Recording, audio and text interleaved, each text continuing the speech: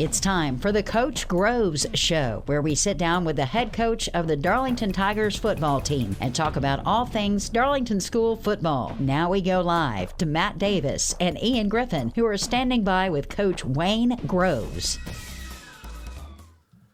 Good evening, everyone, and welcome to the Coach Groves Show. We are here, and we're going to break down last week's action against Heard County and preview the big matchup at Chris Hunter Stadium with the Model Blue Devils this Friday. Coach, how are you doing tonight? Doing good. Ready to get back to it. Awesome. Well, we're excited to talk a little Tigers football, right?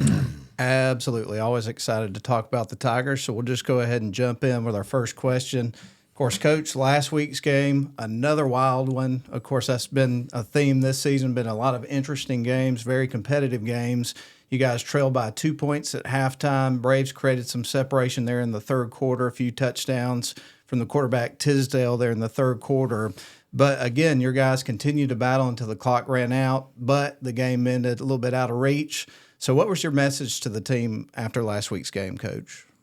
Well, I knew the boys were very disappointed. They knew that they didn't play well and execute at key times in the ball game. But, I told them I was proud of them, of how hard they played. Even though we didn't play well, I thought we still played hard. And then, you got to look, past those things and you got to move on. You have to have a quick memory in these types of games. So I told the kids, we're going to go back and we're going to review the film. We're going to see what we messed up. We're going to correct those things. And then you got to go out and move forward and keep getting better, because we still have our best football to play ahead of us. We still have three big region games in left to play. And then hopefully if we do well enough, we'll be in the playoffs and can keep going. So you use it as a learning opportunity, learn from mistakes, but we got to keep it moving. No time to drop your head or anything like that. So just learn and move forward. Well, Coach, to kind of spiral off of that a little bit, with the three big region games left, really all your goals are still in front of you here. What have been the biggest areas of focus for the team this week in terms of continuing to progress as you enter this final stretch of games? Well, even though we didn't get the outcome we wanted this week or this past week, and we didn't play well, we still have to work on doing things that we've done well. Let's continue to do those things, and we do a lot of things well during the football games. The next things is, we want to make sure that we're taking care of the football, especially in key moments of the ball game. We've got to take care of the football always. That message is not going to stop. We're just going to keep on, and we're going to keep on. We're going to keep working it, and hopefully we'll see the fruits of that on Friday. But that's got to be a point of emphasis. Just fundamentals and techniques at each position. We just want to continue to work and improve those things and football knowledge and IQ and situational football. And then, we want to do things until we absolutely can't mess them up. We don't want to just practice till we get it right. We want to practice till we absolutely can't get it wrong. And so I tell the boys all the time, practice doesn't make perfect. Perfect practice makes perfect. And so those are the things we're going to keep doing and try to propel this team into the playoffs this year. Glad you're with us on the Coach Groves Show. And, Coach, last game's Honeymoon Bakery player of the game was Jace Donaldson. Had some explosive plays, including a pair of touchdowns, as well as another touchdown that was called back due to a penalty. But this is the second time that he's won the award this season. What are your thoughts on his continued progress throughout the season and what he brings to the table? Well, I'm a huge Jace Donaldson fan. I mean, he's, of course, I love all our boys, but I've known Jace since, he was – in elementary school. And then when I was at Rome, when he was a sixth grader, he was at Rome Middle. And so those guys would come over and lift weights in my after-school weight training program. And I told him back then, I said, Jace, you're going to be a good football player one day. And so he liked that. And he always has a smile on his face. And he's always in a good mood. And he brings a lot of positive energy to the football team as well as what he plays, how he plays. And he's a great character kid. And so when I came back to Darlington and Jace was there, I said, look, I told you, I was coming back to coach you and I'm fired up about it. And I still think you're going to be a great football player. And man, he's turned into that. And so, when great kids work hard and they invest and they're passionate about the sport, and he just, he has a lot of success on the field because of the way he's just conducted himself the last few years. So, he's a huge contributor on our team in every aspect, offense, defense, special teams, and he's going to continue to do that. He's going to continue to develop because he's a good kid with a great work ethic. Well, excellent, Coach. You just talked about how much you care about these players, and you develop a close relationship with them as you coach them. Last week was senior night, and all the seniors were recognized. So I know it has to be a little bit bittersweet to realize that your time coaching them is coming to an end. Can you give us a few words on what this group of seniors means to you? Well, it's really special because this is my second year at Darlington, and these guys, they get to be with me. They've been with me longer than anybody, so that's special. There's 6 of them, and I could talk about all of them and rant and rave about different things that they bring to the table. But, the 6 seniors are Sammy Konchesky, who's our quarterback and strong safety. He's played a lot of football for the Tigers over the last few years. He's made a lot of huge plays and contributions. But again, just a great kid, a great young man, great grades, and does things the right way. I mean, you got Jaron Payne, number 9, defensive end, and Jaron plays some tight end too. But, he's just a Darlington legacy, the football name, a kid that grew up wanting to be a Tiger, and he's been a key contributor on both sides of the ball and in special teams. And then you got Sam 20, 50, number 57, we'll start Will linebacker, starting offensive lineman. Sam plays over 100 plays in every ball game. He's been a 2-year starter for us. He's one of those kids that started off in that Rome Middle School weight training program with me back in the day, and then I got to reconnect with back at Darlington. But he's a great young man and a great football player. Noah Duggan, another one. I was looking on the live stream a few weeks ago at the Pepperell game, and someone had commented that how many Duggans are there? And someone's commented, I played against a Duggan in 2016, and then another guy commented, he goes, "That's funny. I played against a Duggan in 2009, and then here we are, 2024.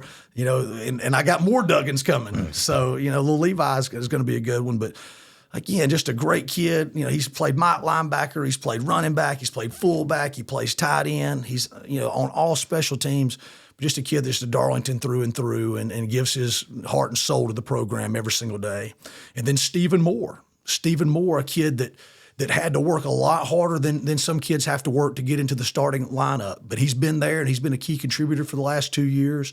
And what a good young man. A kid that's an overachiever, that's really improved himself physically and his football knowledge, and I'm so glad to be able to see him out there and have some success. And then the last senior is Trenton Moore, number 10. He's been a 2-year starter, linebacker, receiver, tight end.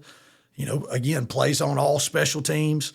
He's playing over 100 snaps a game and playing well. He plays really hard. He's athletic and long, and so those guys, we're definitely going to miss them. There's a lot of huge shoes to fill, but I hope we can keep these seniors rolling and get them to play as much football as possible in the next few weeks. Well, I have to ask, while he's not out there on the field contributing during the games, what are you going to do without Jason Payne on the inflatable tiger? I mean, that guy's been over there for as long as I can remember. Yeah, I don't know. Maybe I don't know if we can get rid of Jason. Maybe he'll stick around a little bit. Probably not as much as he does now or the last few years, but. If there's anybody that's Darlington, it's the Paynes. No doubt. No question about that. Well, that's going to end our first segment of the show. And the next segment, we're going to talk about the black shirts, offense, defense, special teams. And we're also going to have the Getting to Know Coach Grove segment. And I have to say, we were going to try to steer away from the 80s theme this week, maybe circle back around to it, but we're kind of stuck on it. We're riding that pony. So we're going to stay there for a little bit. That'll be good. But we're glad you're with us. This is the Coach Grove Show. We'll be back in just a couple of moments.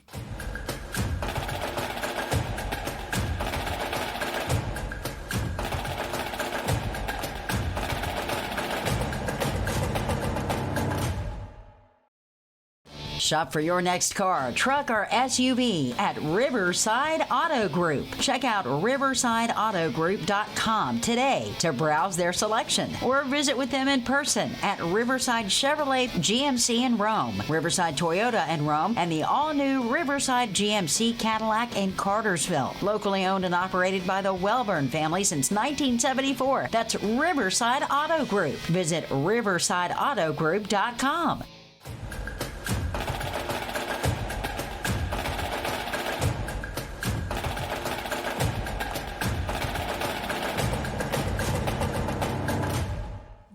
And welcome back into this episode of the Coach Grove Show.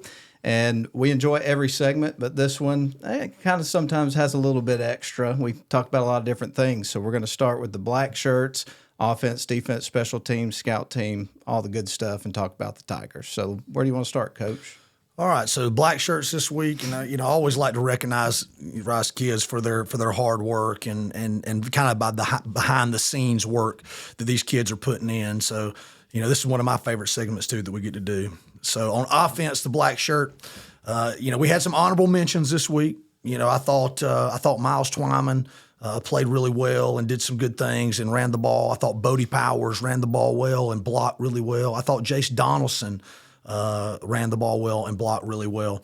But I thought the kid that played the best and that contributed the most and blocked the best with the least missed assignments was Nate Konchesky. Little Nate, he's all heart, but he's out there blocking. They got a big linebacker out there who's about 6'3", probably 215 pounds, and Nate's blocking him up on sweeps and blocking him up on some of our switch calls on our option plays. And so I thought that needed to be rewarded there. So Nate Konchesky gets the offensive black shirt. On defense, it's going to be Jace Donaldson. And I know he was the Honeymoon Bakery Player of the Week. I didn't even know that you guys had announced that. But he played well on defense. He had 10 tackles. He had 8 solos, 2 assists, 2 pass breakups, an extra point block, and a forced fumble. And so he made a huge impact on the defensive side. Made a lot of plays out there in space, when the sweeps bounced wide out there. And so Jace Donaldson gets the defensive black shirt this week. On special teams, had some honorable mentions. Stuart Grigsby had a couple of plays on special teams on kickoff and punt. And then, kind of a side note with Stuart, he may set the record, and we've been kind of joking around it. He may set the record for most fumble recoveries. If anybody can figure out that all-time record, but most fumble recoveries, I think he's had about 8 in 2 years fumble recoveries. And so he had his 4th fumble recovery this year. And so I kind of joked with him today. I said, we got to turn those fumble recoveries into scoop and scores, next. And let's be the scoop and score record guy. But somehow, and a lot of it is his effort. He's around the ball. He's around the ball when, we make him cough it up, and he's getting it. But that didn't give him the black shirt. We got the black shirt. I think it was worthy of noting and a pretty cool little stat line there. But Miles Twyman gets the special teams black shirt.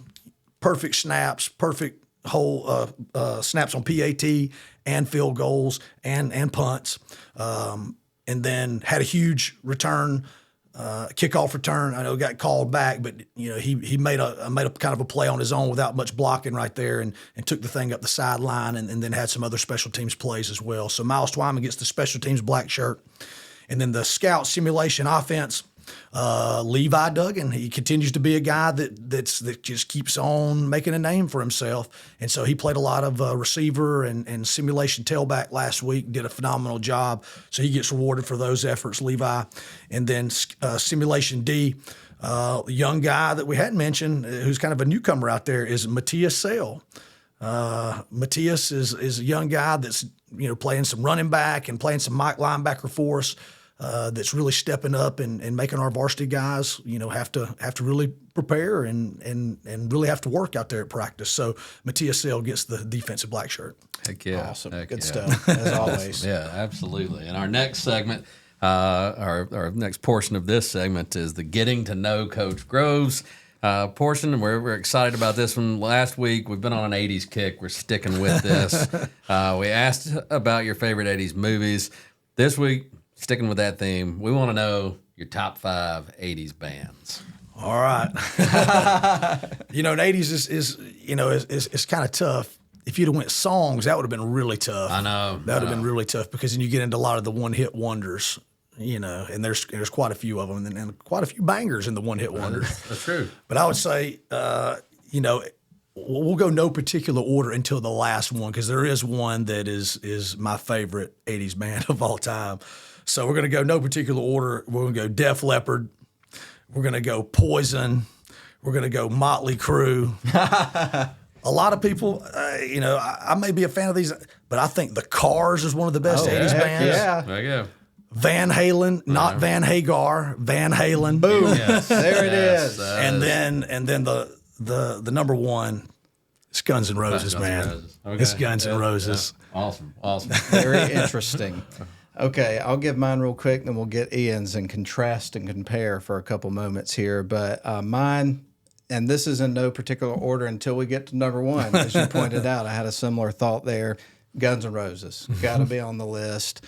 U2 has always been one of my favorite bands since I was a kid and still is.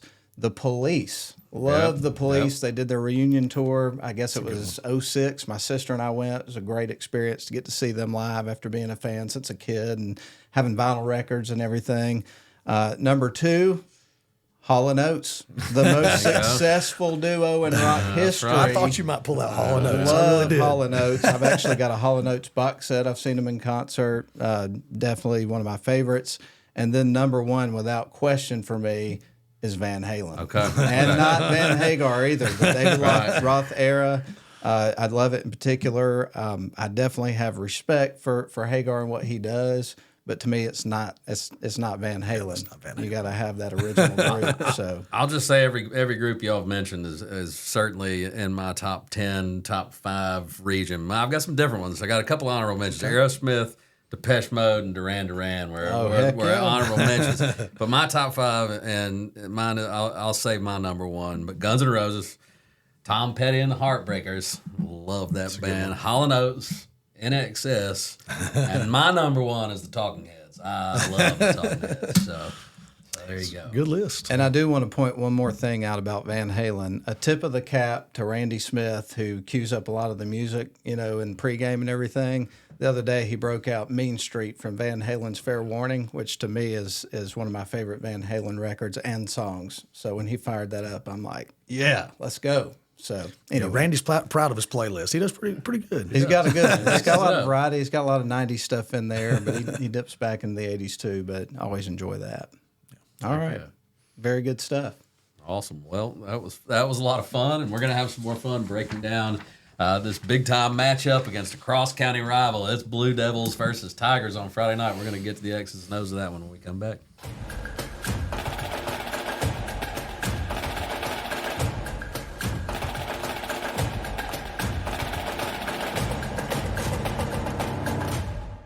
Shop for your next car, truck, or SUV at Riverside Auto Group. Check out riversideautogroup.com today to browse their selection or visit with them in person at Riverside Chevrolet GMC in Rome, Riverside Toyota in Rome, and the all-new Riverside GMC Cadillac in Cartersville. Locally owned and operated by the Welburn family since 1974. That's Riverside Auto Group. Visit riversideautogroup.com.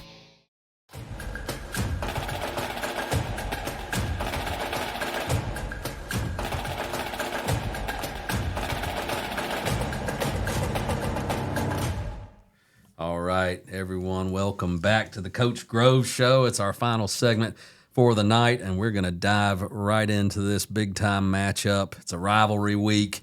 Model, Darlington, you guys are preparing to play your final home game of the regular season against this cross-county rival team. How would you describe the enthusiasm level, eagerness of the team to get back on the field, coming off a loss? What's the temperature of the Darlington Tigers this week? Well, one good thing after coming off a tough game against Hurd is you don't have to worry about motivation this week. There's definitely a motivational factor there for multiple things. One, it's the next region game. It's a big region game. It's going to have playoff seeding implications on the line with the win. But also, it's an in-county rivalry. I think everybody considers maybe Darlington Pepperell being Darlington's biggest rival, but if there is a 1A, it's definitely Model. It's definitely Model. So there's all the kids know each other. They've grew up together. Some kids went to elementary school in the Model area. So that's not going to be that's going to be what it is. All right. So then the next thing, what it comes down to, it's homecoming at Darlington. It's homecoming. So my message to the football team, obviously, when homecoming week is all the festivities and all that kind of thing. That's for the alumni and that's for the students to have fun. Our job is to win the football game. Make no mistake about it. Our job is to win the football game so that the students feel good, the alumni feel good, and that you can go to the dance and you can have a fun time at the dance because they're going to want to know, did you win the football game, or ask you why you didn't win the football game at the dance. So in order for us to have a good night, we've got to win the football game. And so that's been the theme this week for us. And so that's what we're going to work. That's what we've been working hard to do. So our kids have been motivated. They've been spirited at practice. I thought we've had a good week of practice and preparation, and we'll be ready for a tough opponent.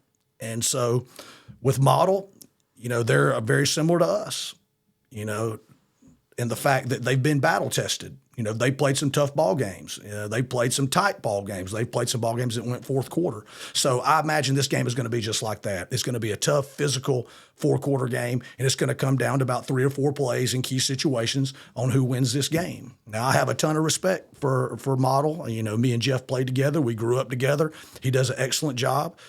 He's got he's got some big linemen. He's got a big roster. He's probably got the best roster in the county right now. And they play good ball. You see them; they're fundamentally sound. And he's going to play his 3-4 defense. He's going to play a lot of quarters coverage. And then on offense, Brent Bell is a great offensive coach. Me and him worked together at Rome. My first couple of years at Rome. He does a great job with his offense. They run a lot of 10, 11 personnel. Power, counter, and zone or what he's going to hang his hat on. He's going to throw screens. They're going to be great at that. And then he does a great job with his trick plays and his special plays. And so we've had a good week, and we've had plenty to prepare for. But I think our kids will be ready to compete, and we'll have a good ball game and see what happens. Well, Coach, you mentioned, they come in 3-4 overall, 1-2 in region play. You mentioned the tough schedule that they've played, your relationship with Jeff, and how well coached this team is and some of their attributes. But what do you think really stands out about the way these kids compete and what their biggest strengths are, would you say? Well, on offense, they do a great job of being physical up front.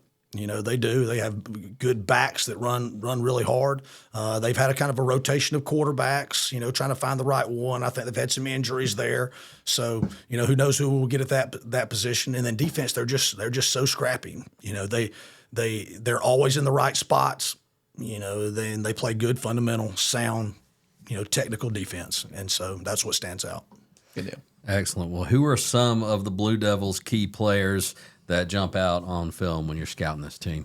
Well, I don't think you can go without mentioning quarterbacks. So, quarterback number 10, Jared Terhune, is the one that was the starter earlier in the year. I think he's kind of got banged up a little bit. And then you have number 4, Brant Patch, who's played a lot in the last few weeks. And then, the C.J. Walker kid, number 12, is the one that came in at the end of the Pepperell ball game and drove them down the field. So all of them kind of are a little bit different, bring a little bit different style of play. So who knows what you're going to get? It could be one of 3 of those guys. Running backs, linebacker Colin Watson, number 24, sophomore. I'm very familiar with Colin and his family, but he's a good ball player. Running back 21, linebacker Gage McCorder, had a huge game against Harrelson. I think he ran for about 160 yards against those guys. He's a good ball player.